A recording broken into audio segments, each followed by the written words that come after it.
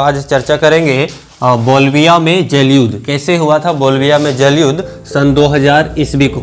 जल युद्ध यह नाम सुन करके तो आपको थोड़ा अलग फील होता होगा, लेकिन वास्तविकता देखा जाए तो जल हमारी मूल आवश्यकताओं में से एक है। और वैश्विक मंच के जो वैज्ञानिक हैं उनका भी यह दावा है कि यदि विश्व में तीसरा विश्व युद्ध होने की संभावना होती है तो उसका जिम्मेवार कहीं ना कहीं जल हो सकता है। यानी जल के बगैर तो जीवन संभव है नहीं, और जब जब जल की कमी होगी तब लोग जो है संघर्ष करेंगे। तो आइए हम लोग देखते हैं कि किस प्रकार से बोल्विया में जल युद्ध हुआ सन 2000 ईस्वी को। तो सबसे पहले हम लोग बोल्विया देश के बारे में जाने तो बोल्विया जो है वो लैटिन अमेरिका का एक गरीब देश है। लैटिन अमेरिका का वह एक गरीब देश है। लैटिन अमेरिका क्या है बच्चों कि रूस के कुछ लोग जो थे वो अमेरिका में जाकर बसे थे, जो लैटिन भाषा का प्रयोग करते थे। लैटिन वहाँ की बहुत ही बड़ी भाषा है। जैसे हम लोग भारत में संस्कृत को मानते हैं कि संस्कृत भाषा से कई भाषाओं का उद्भव हुआ है, यानी संस्कृत वह मूल भाषा है जिन्होंने कई भाषाओं को जन्म दिया है। उसी तरह से लैटिन एक मूल भाषा है जिसने कई भाषाओं को जन्म दिया है। तो लैटिन अमेरिका का ही एक गरीब देश है, वो कौन है? बोल्विया।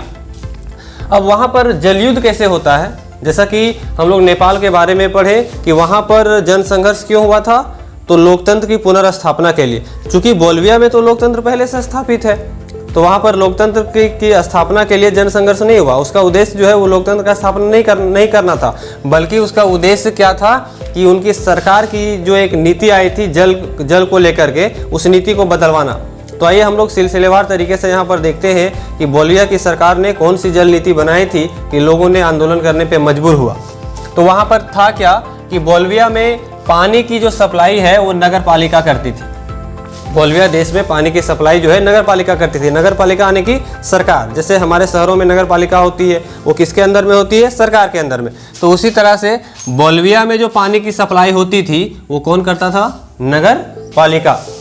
यहाँ तक तो ठीक है कि नगर पालिका की जिम्मेवारी बनती है, हर सरकार की जिम्मेवारी बनती है कि अपने नागरिकों को शुद्ध जल मुहैया करावे। तो यहाँ पर तो कोई दिक्कत नहीं थी। बाद में क्या हुआ कि विश्व बैंक यानी ये क्या है? यूनाइटेड नेशन की एक अंतर्राष्ट्रीय संस्था है ना। तो इस विश्व बैंक ने बोल्विया पर पानी की सप्लाई से अपना नियंत्रण हटाने का दबाव डाला। विश्व बैंक का मुख्य काम क्या है? विश्व बैंक का मुख्य काम है गरीब देशों को वित्तीय सहायता प्रदान करना, यानी गरीब देशों को सहायता करती है ताकि वो आगे डेवलप करे। तो विश्व बैंक ने बोल्विया पर दबाव डाला कि आप जो है वो पानी की सप्लाई से अपना नियंत्रण हटा लीजिए। यानी उन्होंने उसको कहा कि आप पानी की सप्लाई जो है वहाँ पर मत कीजिए, कोई बहुराष्ट्रीय कंपनी को दे दीजिए, है ना। तब उसके दबाव की वजह से सरकार क्या करती है? कोचमबब्बा एक शहर है, शहर का नाम है, इसको ध्यान में रख लेना, कोचमबब्बा। वहाँ पर जल आपूर्ति करने की जिम्मेवारी जो है एक बहुराष्ट्रीय कंपनी को दिया। मल्टीनेशनल कंपनी, बहुराष्ट्रीय कंपनियां क्या किसे कहते हैं? जिसका उत्पादन और जिसका नियंत्रण जो है, जिसका मार्केट जो है 2 या 2 से अधिक देशों में होती है, और जो बहुत बड़ी कंपनी होती है उसको हम लोग कहते हैं बहुराष्ट्रीय कंपनियां। तो बोल्विया की जो सरकार है उन्होंने जल आपूर्ति करने का जिम्मेवारी एक बहुराष्ट्रीय कंपनी को दे दिया। इसके पहले किसके पास था? नगर पालिका के पास। यानी सरकार जो है नगर पालिका को अब जल आपूर्ति करने नहीं देगा, और वहाँ पर जल आपूर्ति कौन करेगा? बहुराष्ट्रीय कंपनियां। फिर आगे देखिए तब होता क्या है कि कंपनी ने पानी का दाम 4 गुना बढ़ा दिया। क्योंकि बहुराष्ट्रीय कंपनियां है तो उसको मुख्य मकसद क्या होगा? बेनिफिट्स प्राप्त करना। वो ज़्यादा से ज़्यादा जो बेनिफिट्स प्राप्त करना चाहेगा, और उन्होंने क्या किया? कुछ ही दिनों के अंदर पानी का दाम जो है वो 4 गुना बढ़ा दिया। इसीलिए कभी कभी इस बात का विरोध होती है भारत में भी कि निजीकरण बेहतर नहीं है, क्योंकि जब निजीकरण होगा तो जिसके हाथ में कंपनी रहेगी, जिसके हाथ में हमारे सोर्सेस रहेंगे, वो जो है अपनी मर्जी से कई गुना दाम बढ़ा सकता है। तो उसी तरह से यहाँ पर क्या हुआ? कंपनी को जब पानी का जलापूर्ति करने की जिम्मेवारी मिली तो उन्होंने कुछ ही दिन के अंदर पानी का जो दाम था वो क्या कर दिया? 4 गुना बढ़ा दिया। उसके बाद क्या होता है कि जनता ने इसके खिलाफ आंदोलन किया, और इसका नेतृत्व किया कौन? फेडेकोर। फेडेकोर क्या है बच्चों? फेडेकोर जो है वहाँ की एक संस्था थी जो लोगों के डेवलपमेंट के लिए काम करती थी, ह्यूमन डेवलपमेंट के लिए काम करती थी। वह एक संस्था थी फेडेकोर। इसमें एक पर्यावरणविद, इंजीनियर्स, कई शिक्षक, कई वकील, यानी काफ़ी बुद्धिजीवी गण लोग जो है उस फेडेकोर संस्था में था। तो इस फेडेकोर संस्था के नेतृत्व में जनता ने इसके खिलाफ आंदोलन किया। इसके खिलाफ तो सरकार के खिलाफ, सरकार के उस नीति के खिलाफ जिस नीति के तहत उन्होंने नगर पालिका का अधिकार छीन करके एक बहुराष्ट्रीय कंपनियों को दिया था, और वह देखते ही देखते जल की जो कीमत है वो लगभग 4 गुनी बढ़ा दी थी। क्वेश्चन इसमें सबसे ज़्यादा इम्पोर्टेंट यही है कि फेडेकोर क्या था। तो फेडेकोर जो था वहाँ का एक संस्था था, जैसे भारत में एनजीओ होता है, नॉन गवर्नमेंट ऑर्गेनाइजेशन, उसी प्रकार की एक संस्था था जो ह्यूमन डेवलपमेंट के लिए काम करता था। ये इस संस्था में बहुत सारे बुद्धिजीवीगण लोग थे। तो इस संस्था के नेतृत्व में वहाँ के लोगों ने क्या किया, एक आंदोलन किया। अब यह संस्था जब आंदोलन किया तो देखते ही देखते इसमें बहुत सारे लोग जुड़ गए।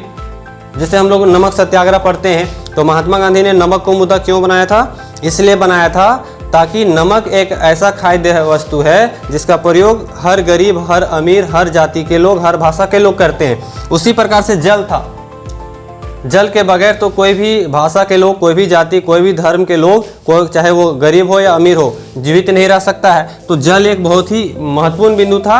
यही वजह है कि इस फेडेकोर संस्था के नेतृत्व में जब यह आंदोलन हुआ तो हर तबके के लोग जो है उस आंदोलन में शामिल हो गया। जब जनवरी 2000 में 4 दिन की हड़ताल हुई तो सरकार से वार्ता किया गया। सरकार ने बोला हम आप लोगों से बात करने के लिए तैयार हैं, लेकिन फाइनली क्या हुआ कि वार्ता तो हुई लेकिन वह बेनतीजा रहा, यानी उसका कोई निष्कर्ष नहीं निकला। बहुराष्ट्रीय कंपनी को ही जलापूर्ति जो है वो करते रह गई। यानी यह जो वार्ता हुआ, जो आंदोलन हुआ 4 दिनों का 2000 ईस्वी में, यह हड़ताल हुई, सरकार से फिर वार्ता हुई, लेकिन उसका कोई नतीजा नहीं निकला। फाइनली फिर क्या होता है, फरवरी महीने में फिर से जो है पुनः आंदोलन का शुरुआत किया गया। जब वार्ता हुई, लोग जो है वो इस बात को नहीं माने, तब क्या हुआ कि फरवरी महीने में फिर से आंदोलन का शुरुआत हुआ। लेकिन उस समय सरकार ने क्या किया, बर्बरतापूर्वक उसका दमन किया। यानी उस समय सरकार जो थी काफ़ी क्रूरतापूर्वक जो है उस आंदोलनकारियों को दौड़ा दौड़ा के मारा गया, ताकि आंदोलनकारी जो है वो आंदोलन ना करे। लेकिन हम जब कहते हैं ना कि जब समस्या जो है लोगों की मूलभूत आवश्यकताओं से जुड़ी है, तब चाहे उसके साथ दमन किया जाए या कुछ भी किया जाए, लोग जो है आंदोलन तो करेंगे ही। तो फरवरी में जब आंदोलन को बर्बरतापूर्वक दमन किया गया तो लोग कुछ देर के लिए चुप तो जरूर हुए, लेकिन मन में उसका जरूर एक आग था कि सरकार के इस नीति के खिलाफ तो हम लड़के ही रहेंगे और नीति को वापस लेकर के ही रहेंगे। तो परिणामता होता क्या है कि फिर अप्रैल में काफ़ी जोर शोर से, अप्रैल 2000 में पुनः हड़ताल किया गया। तो सरकार जो है और भी टेट हो गई और उन्होंने क्या किया, मार्शल लॉ लगा दिया, यानी कर्फ्यू लगा दिया। कोई भी लोग जो है जनसभाएं नहीं कर सकते हैं, आंदोलन नहीं कर सकते हैं, समूह में घूम नहीं सकते हैं। तो आप समझ सकते हैं कि जब लोग जनसभा नहीं करेंगे, समूह में घूमेंगे नहीं, तो आंदोलन होगा ही नहीं। तो सरकार जो है मार्शल लॉ लगा दिया। लेकिन इस बार आंदोलनकारियों ने कमर कस चुके थे और उन लोगों का एक ही मकसद था, हमारे इस सरकार की नीति को वापस लेना। क्योंकि यह बहुत ही ज़रूरी था। उसका उस देश का औसत आय मात्र 5000 था और उनका जो बिल जो आता था 1000 आ जाता था।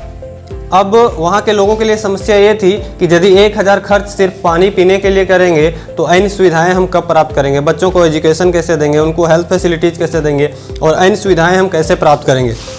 तो चूँकि सरकार जब मार्शल लॉ लगाई, फिर इस बार जनता जो है वो पीछे नहीं हटी और इस बार उन्होंने कंपनी पे अटैक करने का प्लान बनाया कि जहाँ पर कंपनी थी उसका जो प्लांट था वहाँ पर जो है आक्रमण करने का प्लान बनाया। और फिर हुआ क्या कि जनता नहीं मानी, कंपनी का मुख्य कर्मचारी जो है वो शहर छोड़ने पे मजबूर हो गए। यानी जब जनता डटी रही तो अंततः क्या हुआ कि कंपनी के जो मुख्य अधिकारी थे वो शहर छोड़ने पर मजबूर हुए। तो इस टॉपिक्स के माध्यम से यह हम लोग समझ सकते हैं कि लोकतांत्रिक देश में जनता सबसे सुपर पावर में होती है।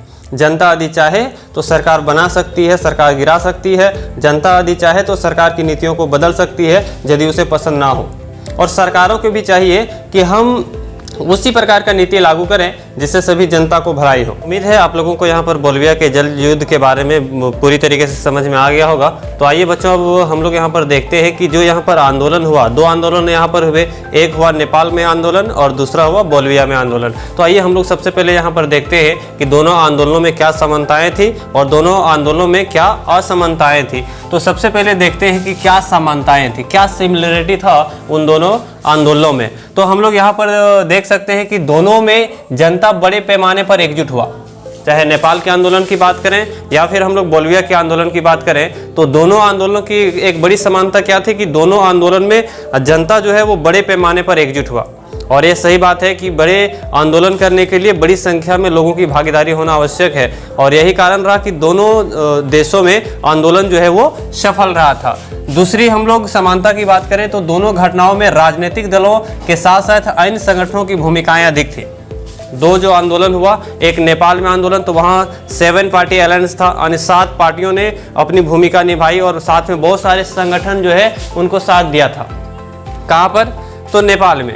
यहाँ पर बोलिविया की यदि बात करें तो वहाँ पर भी फेडेक और संस्था के नेतृत्व में यह आंदोलन जरूर हुआ, लेकिन वहाँ की जो सोशलिस्ट पार्टी थी उन्होंने भी अपनी भूमिका जो है निभाई उस आंदोलन को सफल बनाने में। और असमानता की बात करें तो चूंकि जब जन संघर्ष हुआ तो उसका उद्देश्य को यदि हम देखें तो नेपाल का जो जन संघर्ष था यानी कि आंदोलन था, उसका मुख्य उद्देश्य क्या था? लोकतंत्र स्थापित करना। यानी नेपाल का जो मुख्य उद्देश्य था वो था लोकतंत्र को स्थापित करना, जबकि बोलिविया का मुख्य उद्देश्य क्या था? सरकार से अपनी मांग को मनवाना। दोनों के में यही असमानता थी कि एक का उद्देश्य था लोकतंत्र का स्थापना करना और दूसरा का जो उद्देश्य था वो था सरकार से अपनी मांग को मनवाना। और असमानता को यदि हम लोग देखें तो क्या हो सकता है कि नेपाल का आंदोलन राजतंत्र के विरुद्ध था, यानी वहाँ का जो आंदोलन था वो राजतंत्र के विरुद्ध था, और बोलिविया का जो आंदोलन था वो सरकार के नीति के खिलाफ था। तो मुख्यतः ये समानताएं और असमानताएं हम लोगों को देखने को मिला नेपाल और बोलिविया के आंदोलनों में। और यदि हम इसका निष्कर्ष की बात करें कि क्या निष्कर्ष रहा, इन आंदोलनों से हम लोग क्या समझ रहे हैं, तो इन आंदोलनों से बच्चों एक बात स्पष्ट हो जाती है कि लोकतांत्रिक देशों में जन आंदोलन होना बहुत आवश्यक है। यदि लोग गलत नीतियों के खिलाफ जन आंदोलन नहीं करते हैं तो देश की जो सरकार है शायद वो उन गलत नीतियों का खामियाजा फिर जनता को भुगतना पड़ सकता है। इसलिए कह सकते हैं कि जन आंदोलन जो है यानी लोगों का जो आंदोलन है वो लोकतंत्र के लिए अच्छी है। लोगों का जो आंदोलन है वो लोकतंत्र के लिए अच्छी बात है। और यदि किसी देश में आंदोलन करने की आज़ादी ना हो, अभिव्यक्ति की आज़ादी ना हो, तो पराया वहाँ पर तानाशाही सरकार आने की संभावना अधिक बढ़ जाती है। जैसे सब मान लीजिए उत्तर कोरिया, वहाँ की जो तानाशाही सरकार है वहाँ के लोगों में अभिव्यक्ति की आज़ादी उतनी नहीं है। वे लोग कैसे पहनेंगे, क्या बोलेंगे, क्या पढ़ेंगे, उनका हेयर स्टाइल क्या रहेगा, वो वहाँ का तानाशाह तय करता है। तो यदि अच्छे लोकतांत्रिक देश की स्थापना आप करना चाहते हैं तो वहाँ पर जन आंदोलन करने की छूट होनी ही चाहिए। और आप लोगों को पता होगा कि अभी जैसे किसान आंदोलन कर रहे हैं भारत में, तो लोगों को शायद वह जो कृषि बिल है उन लोगों को पसंद नहीं आया, इसलिए वो लोग जो है आंदोलन कर रहे हैं। तो कहीं ना कहीं लोगों में जन आंदोलन होनी चाहिए ताकि सरकार को भी उस पर पुनर्विचार करना पड़े, यानी सरकार को भी पुनः उन नीतियों को वापस लेना पड़े या फिर उन नीतियों को सुधार करना पड़े। Thank you. अब नेक्स्ट पार्ट पे हम लोग इस अध्याय को बिल्कुल समाप्त करने का प्रयास करेंगे। धन्यवाद।